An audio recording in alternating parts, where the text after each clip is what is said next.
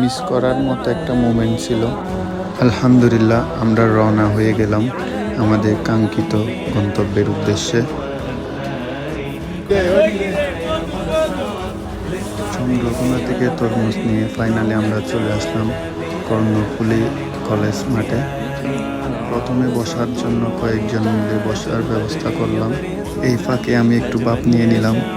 বাপু তরমুজ কাটতেছে, যখন আলী দেখছে আমি ভিডিও করতেছি, ও বাপুর সাথে কারাকারি করতেছে, বলতেছে আমাকে দে আমি করি ভিডিওতে ওঠার জন্য। আসলে জায়গাটা অনেক সুন্দর, এখনো যারা আসেন নাই তারা না দেখলে বুঝবেন না, সরাসরি দেখলে বুঝতে পারবেন জায়গাটা কত সুন্দর।